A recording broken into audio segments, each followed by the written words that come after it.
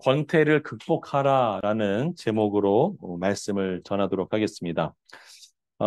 요즘에 그 중년들이 이 권태로 몸살을 앓는다고 합니다. 여기 대부분이 한두 명 빼고는 권태를 느낄 만한 이제 나이에 들어오셨죠. 예. 그래서 요즘에 그 뭐 배우자에게 그 지루함을 느껴서 외도하는 사람들도 증가하고 있고요. 또 그다음에 해오던 일을 지겨워서 이제 바꾸는 사람들도 있을 뿐만 아니라 또 반복적인 일상 때문에 그것들을 탈피하고자 뭐 오락, 뭐 약물, 도박, 뭐 이런 또 심지어 마약 이런 것에 중독된 사람들도 상당히 늘어나고 있다고 합니다. 근데 요즘에는 그 중년뿐만 아니라 한 20, 30대에서도 이런 일들이 일어난다고 합니다. 이 정신의학적으로는 이 권태가 가벼운 우울증의 초기 단계라고 이야기하고 있고요. 그래서 이 삶의 기쁨을 누리는 능력이라든가 또 삶의 의욕이 많이 저하된 상태가 이 권태라고 합니다. 대표적인 증상은 아무것도 하고 싶지 않은 상태이기도 합니다. 여러분은 어떠세요? 권태하고는 전혀 거리가 멋입니까? 아니면 권태를 뭐 지나치셨습니까? 아니면 권태 중에 있으십니까? 여러분은 어떠세요? 네. 뭐 보기에는 다 권태가 나하고 무슨 상관이 있어 뭐 이런 것인데 여러분 한번 제가 이 권태가 아니지 셀프 점검할 수 있는 것들을 한 10가지 정도를 제가 이렇게 뽑아왔어요. 잘했죠? 네. 그래서 한번 맞춰보세요. 일상에 있어서의 무감각함이 증가한답니다. 그래서 예를 들면은 어떤 뭐 이벤트에 대해서 뭐 어떤 그 일상의 어떤 활동에 대해서 뭐 그렇게 중요한 게 있어? 라고 생각하는 그리고 관심을 잃어버리는 상황이 첫 번째고요. 두 번째는 그 취미 활동을 했던 것에 대해서 더 이상 흥미를 느껴지지 않는 상태가 있다고 합니다. 그리고 웬만한 부분에서 관심이 많이 줄어들었어요. 세 번째가 이제 무력감입니다. 내가 뭘 할 수 있나, 무력감. 그리고 쉽게 지치는 자신을 좀 발견할 수 있다고 합니다. 네 번째는 감정의 변화. 이게 무슨 소리냐면 옛날에는 뭐 기쁘고 슬픈 것들이 있었다면 그것들이 줄어드는. 그래서 별로 감각을 잘 못하는 것. 감정을 잘 느끼시는지요. 예. 그다음에 이제 다섯 번째가 지속적인 피로감. 그러니까 충분히 쉬었는데도 계속 피로감을 느끼는지 이런 것들. 이제 여섯 번째는 초조하고 불안한 것. 여러분은 어떠세요? 그다음에 일곱 번째가 집중력이 많이 떨어진답니다. 그래서 그 이전보다 집중력이 떨어지고 일을 완수하는 데 있어서 뭔가 어려움을 계속 넣는다. 이런 거. 그다음에 여덟 번째가 자신감이 감소된대요. 여러분 어떠세요? 그 존재감이 나라는 이 존재감이 좀 줄어드는 느낌을 받는다고 합니다. 그리고 아홉 번째가 사회적 고립. 그래서 친구나 친척과의 관계가 점점점 멀어드는 느낌이 있다. 그리고 그들과 어떤 함께 즐기는 시간이 즐겁지 못하고 오히려 좀 회피하는 경향이 있다. 마지막 열 번째가요. 자기 반성의 회피라고 합니다.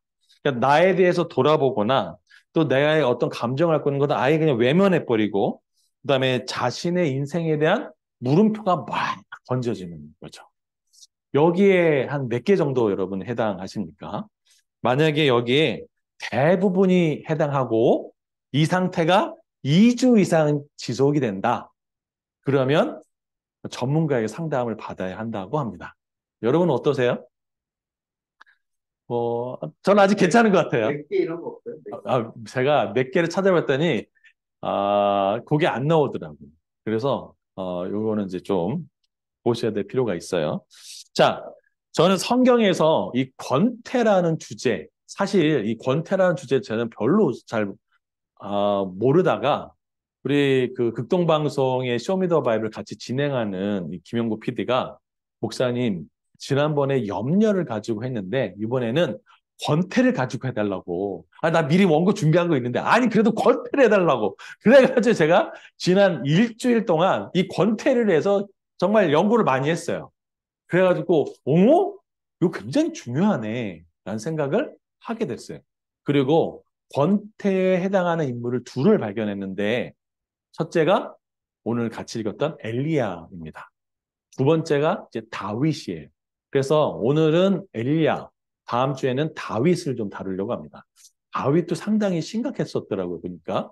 그런데 그 와중에 어, 하나님이 이 엘리야를 치유하고 다윗을 치유했던 그 프로세스의 과정, 그리고 지금 전문가들이 권태, 우울증 초기 증상을 치료하는 그 과정 속에 상당히 공통적이고 유사한 것도 굉장히 많더라고요.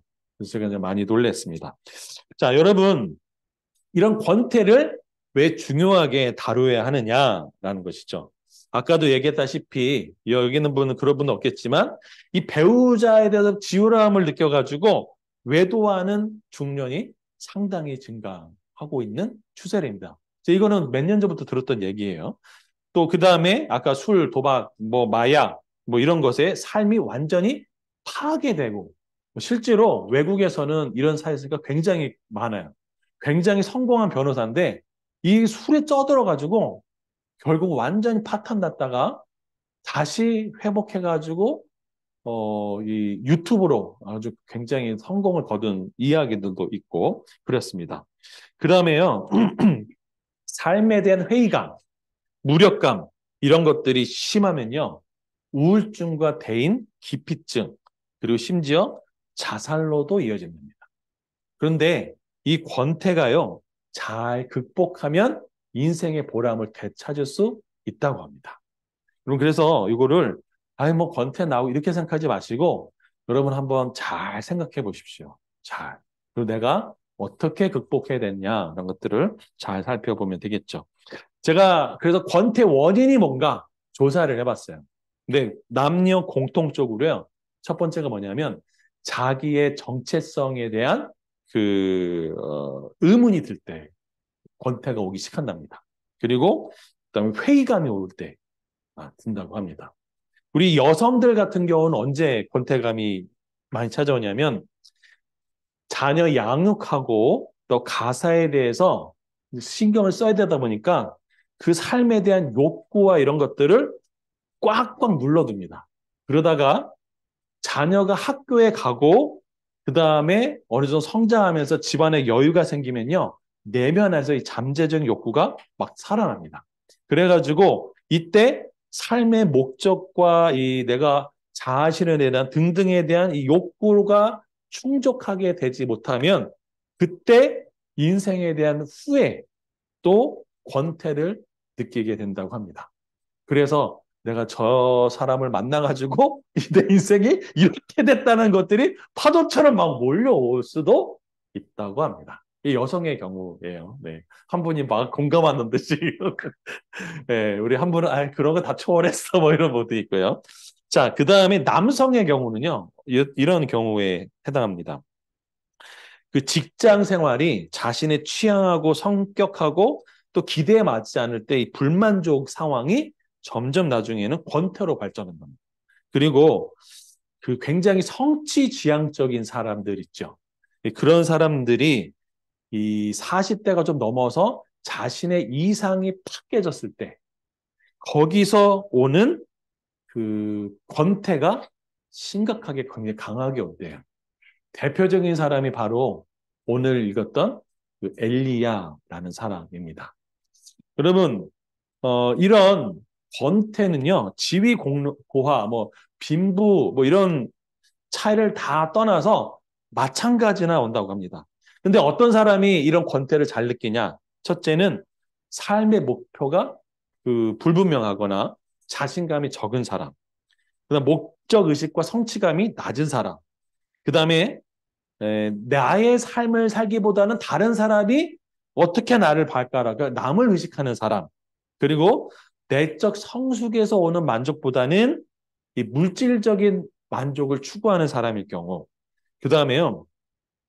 여가를 찾지 않고 일에 굉장히 많이 있는 사람일수록 이 권태가 찾아오기 쉽대요. 그래서 일벌레들이 이 정체성이 한번 흔들려지면 권태에 확 빠진다고 합니다.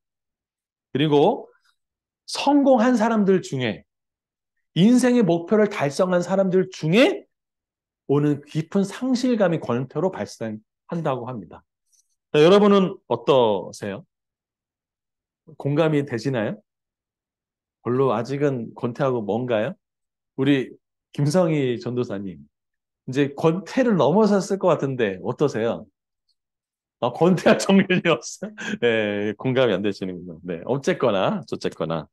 자, 우리 강동일, 우리 간사님은 어떠세요? 권태 느끼세요? 전혀, 여기서 권태 느끼면 좀 큰일 나겠죠, 그쵸? 예. 어쨌거나. 자, 그런데 심리학에서 이 권태를 어떻게 극복하는가를 알아봤더니 전문가들이요, 이 대부분이 뭐라고 얘기하냐면 자신의 삶의 목표, 그 다음에 가치관, 그래서 이상적인 자신의 정체성을 현실에 맞게 조정하게 되면 권태를 극복할 수 있대요. 그리고 진지한 자기 성찰을 하게 되면 그 권태를 극복할 수 있게 되고요. 중요한 거는 내가 왜 권태, 이 무력감, 상실감 내내 그 원인이 뭐냐를 찾는 것도 굉장히 중요하다고 합니다. 요게 이제 대충 범위. 그리고 이도저도 안 될 때는 정신과 찾아가라고 얘기하는 거예요. 자, 그런데 오늘 엘리야를 하나님이 어떻게 이, 어, 이, 이 권태를 극복한 측면에서 살펴보면서 하나님이 이렇게 엘리야를 치료하셨구나라는 것들을 같이 좀 살펴보려고 합니다. 자, 오늘 우리가 읽었던 열왕기상 19장 1절에서 5절의 말씀을 보면 엘리야가 노뎀나무 아래에서 하나님 저 죽여주세요라고 하는 그 심정을 이해가 가기는 해요. 여러분 북이스라엘의 아하방, 그 아하방이 통치하던 시대는 북이스라엘의 바알의 우상 숭배가 절정을 이뤘어요. 왜 그러냐? 이 이세벨이라고 하는 그 왕비가 이 바알의 그 옛 바알, 아버지의 옛 바알이에요. 그러니까 그 왕이면서 바알의 제사장인 그 딸이에요. 그 딸이 왔으니 그 딸이 오죽하겠냐고. 그래가지고 이 북이스라엘의 바알과 아세라를 섬기는 제사장이 합과 850명 정도 될 정도니까 얼마나 많이 왔겠습니까? 그러면 그런데 이 엘리야는요, 우리 특별하게 이런 표현을 씁니다. 열왕기상 19장 10절에 보면 이렇게 얘기합니다.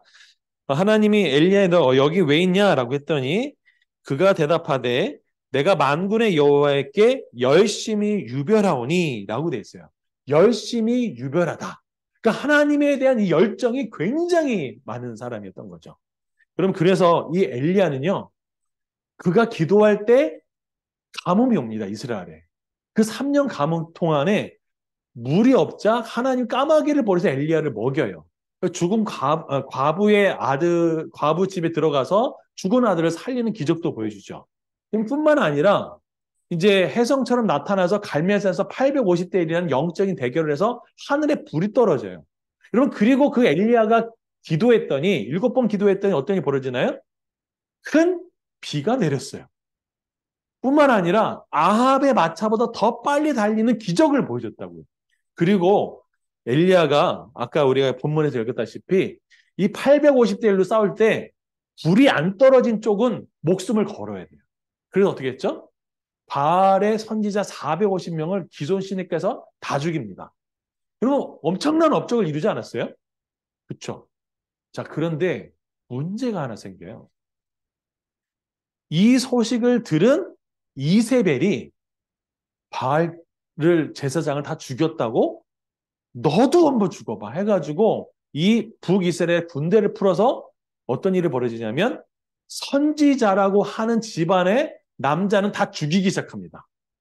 그래가지고 그 칼날이 어디까지 오냐면 엘리야까지 막 와요. 여러분 보세요. 내가 교제하고 있던 그 선지자들의 그 가문은 졸지에 남편 잃고 자녀 잃었어요. 아니, 그 아빠를 잃어버렸어요. 그러면 엘리야는 어떨 것 같으세요? 자, 그런데 하늘에 불이 떨어지는 그 기적이 보였을 때 엘리야가 북이스라엘 사람들을 모아놓고 뭐라고 얘기냐면 너희가 언제까지 바알과 이 하나님 사이에서 머뭇머뭇거리를 하겠냐. 바알이 하나님은 글로 가고 여호와는 진짜 하나님의 일로 서라 명확하게 하라고 했어요. 근데 어떤 일이 벌어졌을까요? 하늘에서 불이 떨어지는 기적을 경험했는데도 이들은 하나님께 돌아오질 않아요. 그리고 그 불 떨어진 재는 어떻게 했을까요? 제일 먼저 헐려버립니다. 그리고 북이스라엘은 어떻게 했을까요? 하나님께 돌아오긴커녕 북이스라엘에 남아있는 선지자들은 어떻게 될까요? 죽어나가기 시작합니다. 그때 엘리야가 어떻게 할까요? 도망가요. 유다로. 여러분 그때 엘리야 심정이 어땠을 것 같으세요? 그가 꿈꿔왔고 그가 이성적으로 생각했고 이렇게 기적을 보여주면 북이스라엘의 이 사람들이 하나님께 돌아올 거라는 그 이상적인 생각이 어떻게 했을까요? 완전히 닫혀졌어요. 물거품이 돼버렸어요. 그리고 어디 있었을까요? 노뎀나무라는 곳에 있었습니다. 그럼 노뎀나무가 어떤 나무냐면 큰 나무가 아니에요. 그냥 숲을보다 조금 더 큰 나무거든요. 근데 그 노뎀나무의 노뎀의 뜻이 뭔지 아세요? 노뎀의 뜻은 히브리어예요. 시궁창, 진흙벌 이런 거예요. 거기에 엘리야가 있었던 거죠. 여러분 어떠세요? 그 기도의 용사. 여러분은 어떠십니까, 지금? 여러분의 영적인 상태는 어떠세요? 그런데 이렇게 무너지고 무기력하고 아니 하다못해 기도도 안 해요, 엘리야가. 그렇죠? 그 기도의 용사가 기도를 안 해. 그리고 도망 나와요. 그리고 노대한 만나면 하나님 저 죽여주세요 하고 자버려요. 다 포기해버렸어요. 여러분은 혹시 그런 그로기 상태에 빠져본 적은 없으십니까? 여러분 그때 하나님이 치유하기 시작하시죠. 어떻게 치유하시냐? 목말하지 않고요. 천사가 옵니다. 우리 5절에 천사가 와서 세 가지를 해요. 첫 번째가 뭐냐? 그를 어루만져요. 여러분 혹시 캥거루 케어 들어보셨나요? 캥거루 케어 못 들어보셨어요? 우리 형제는 못 들어본 게 당연해요. 캥거루 케어는 뭐냐면 이제 아빠가 나중에 될 때는 모든 아이를 딱 낳잖아요. 그럼 산모가 바로 이렇게 안아주는 거예요. 그러면 엄마의 심장 소리가 이렇게 들으면서 이 아이가 굉장히 그 정서적으로 안정해지면서 살아나는 케어가 굉장히 많이 일어나요. 그래서 캥거루 케어가 굉장히 중요하다고 그래요. 이런 터치가 아무것도 아닌데 그 굉장히 중요해요. 그리고 무력감에 무너져 있고 여러 가지 그 자기 이상들이 다 무너졌을 때 하나님이 천사를 통해서 어떻게 하죠? 어루만져 주세요. 성경에도 그런 표현이 있죠. 안아주심, 하나님의 안아주심. 그걸 오카는 목사님이 쓰셨던 책 중에 안아주심이라는 책이 있죠. 사랑의 교회가 그래서 안아주는 표현 이렇게 되어 있어요. 건물 자체가. 이게 첫 번째였습니다. 그리고 먹을 것과 마실 것을 주세요. 여러분 손을 한번 이렇게 내보시죠. 내보시고 자기에게 이렇게 토닥토닥 해주십시오. 괜찮아. 여보세요? 따라서 이렇게 괜찮아. 괜찮아. 하나님이 나와 함께 있어. 아멘. 이렇게 토닥토닥 해주는 게 중요해요. 하나님의 어루만지심이에요. 아니, 어루만지심. 여러분, 그리고요, 한 가지 팁인데요. 여러분, 안아주는 거 있잖아요. 굉장히 중요해요. 여러분, 일본의 어떤 학자가 연구했는데, 하루에 11번 정도를 안아줘야 그 어떤 사람의 평균이 그 정도 이렇게 정상적인 생활을 할 수 있대요. 여러분, 혹시 자녀를 안아주십니까? 아니면 남편과 아내가 서로 이렇게 안아주십니까? 어떻지? 이러지 말고. 혹시 그렇게 하시나요? 이게 아주 굉장히 중요합니다. 아셨죠? 토닥토닥. 하나님이 첫 번째로 하신 거예요. 자, 그런데 어떤 일이 벌어지냐면 엘리야가 일어나가지고 숯불에 구운 떡. 저는 이거 묵상했는데 참 좋더라고요. 그냥 떡도 아니고 숯불에 구웠어요. 그러니까 숯불에 누군가 와서 막 굽고 아주 말랑말랑한 따뜻한 그 떡. 그걸 먹었는데 어떻게 하냐면 엘리야가 또다시 누워요. 현실이 변하지 않았습니다. 괴로운 현실. 근데 감사한 거 뭐냐면 천사가 또다시 와서 또다시 토닥토닥 해주고 떡과 물을 마셔요. 근데 거기 한 가지 더 하죠. 뭐냐면 이렇게 얘기합니다.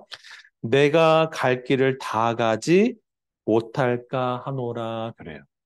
이게 뭔가요? 내가 너 걱정돼.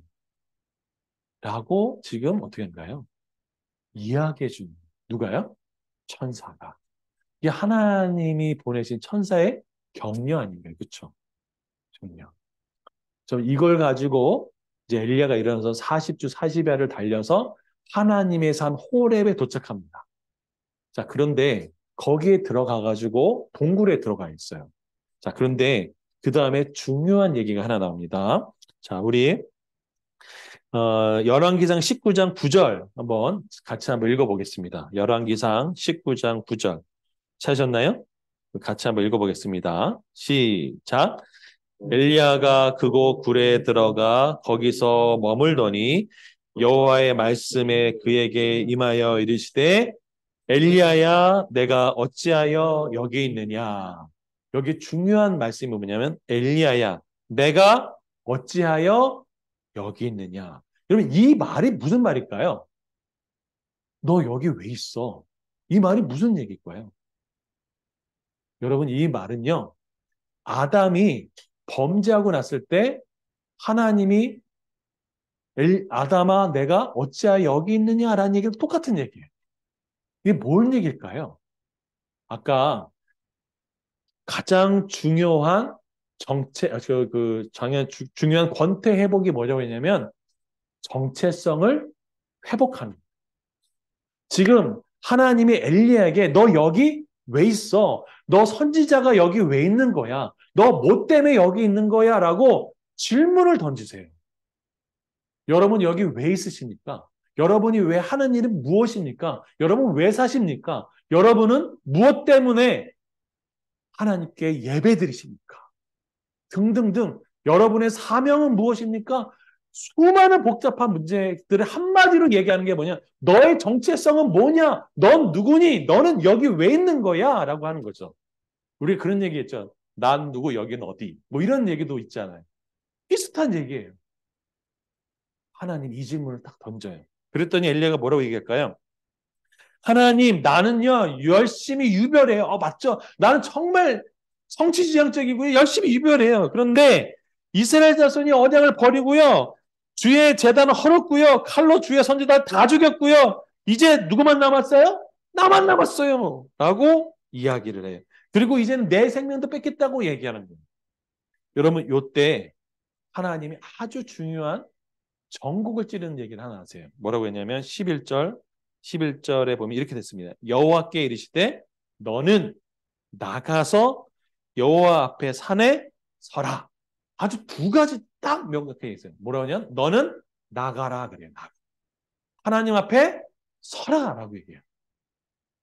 두 가지 동사죠. 절망과 좌절과 낙담과 염려와 근심과 패배와 권태 수많은 이 동굴에서 너는 나가라. 그리고 누구 앞에 서래요? 하나님 앞에 서라라고 얘기합니다. 여러분, 여러분이 지금 어떤 상황이든지 간에 저는 제가 요즘에 추구하고 있는 건 뭐냐면 이겁니다. 하나님, 제가 영적인 습지를 제거해 주십시오. 축축한 그런 습지를 제거해 주시고 정말 하나님이 이렇게 기름 부으셔서 정말 말랑말랑하고 그냥 정말 이렇게 성경 충만하고 하는 어떤 그런 영적인 아주 가벼운 상태가 되게 해달라고 기도를 하고 있어요. 여러분, 그래서 1시간 기도 이상을 하시라고 권하고 있죠. 그래, 아까 박 원장님하고 얘기 잠깐 했는데, 한 시간이 말보다 쉽지 않다고요. 그러면 한번 해보십시오. 영적인 습지를 제거해 보십시오. 아멘. 예. 그래서 이야기를 하시죠. 근데 여러분, 나가십시오.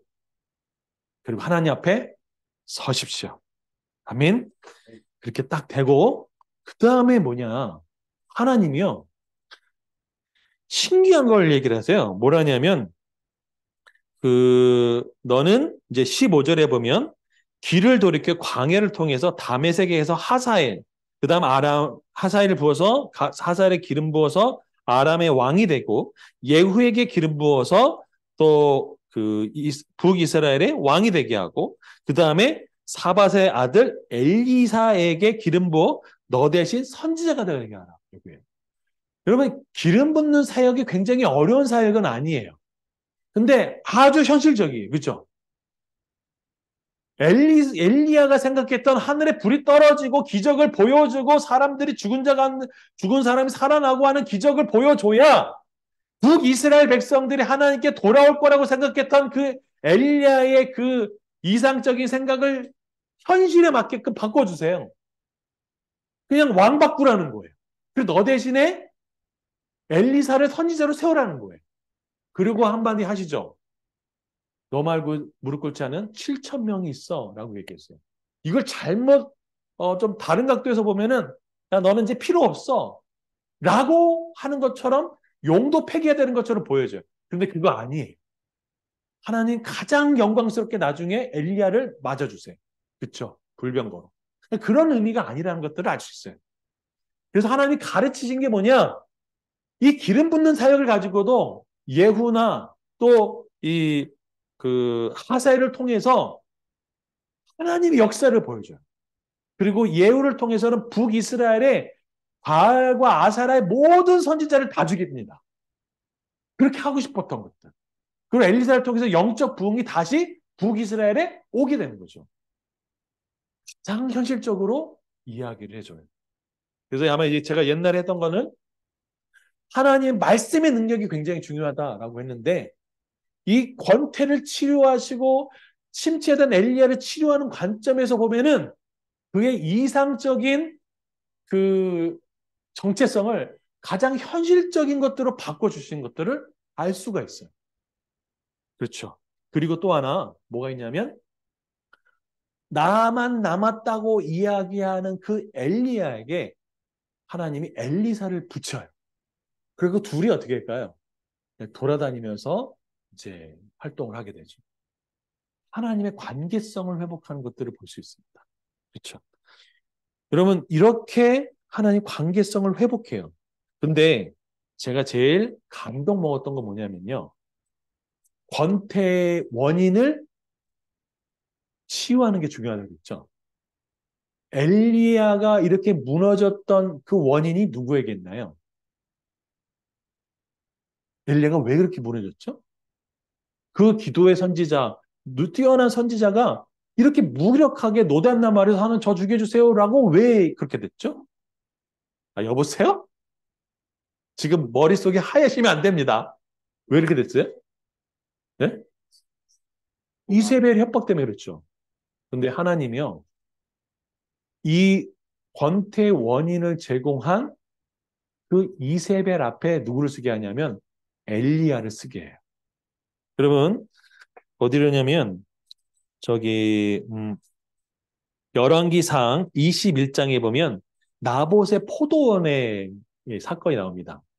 그래서 이 이세벨이 거짓 증인을 꾸며가지고 나봇을 죽이고 그 나봇의 포도원을 차지하러 가요. 근데 하나님이 어떻게 하죠? 엘리야를 통해서 이 아합과 이세벨에게 하나님의 심판의 메시지를 전해요. 자, 여기 보면 21장 23절에 보시죠. 이세벨에게 대하여도 여호와께서 말씀하여 이르시기를 개들이 이스라엘 곁에서 이세벨을 먹을지라 라고 누가 말씀 선포하나요? 엘리야가 선포합니다. 여러분 나에게 트라우마를 준 사람 나로 인해서 내가 그 같이 있던 동료들이 다 죽어가는 걸 내가 봤어요. 나에게는 상처가 되는 사람이에요.